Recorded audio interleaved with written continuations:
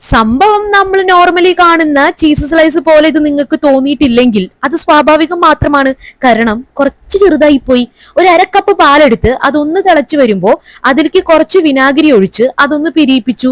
എന്നിട്ട് ഒരു അരിപ്പെടുത്ത് അത് നന്നായിട്ട് അരിച്ചെടുത്തു. എന്നിട്ട് മുകളിൽ അടിഞ്ഞുകൂടിയ സാധനം ഉണ്ടല്ലോ അത് നന്നായി പിഴിഞ്ഞ് അതും നമുക്ക് ഇതിന്ന് കിട്ടുന്ന വെള്ളം ഉണ്ടല്ലോ അതും കൂടി കുറച്ച് ചേർത്ത് നന്നായി അരച്ചെടുത്തു. ഇനി വേണ്ടത് ചൈന ഗ്രാസ് ആണ്. അതും നമ്മൾ നേരത്തെ അരിപ്പയിന്ന് അരിച്ചെടുത്ത ആ വെള്ളം ഉണ്ടല്ലോ അതൊന്ന് കുറച്ചെടുത്ത് പിന്നെ കുറച്ച് പാലും കൂടി ചേർത്ത് ഇതൊന്ന് അടുപ്പത്ത് വെച്ച് ഒന്ന് ഇളക്കിയെടുത്തു.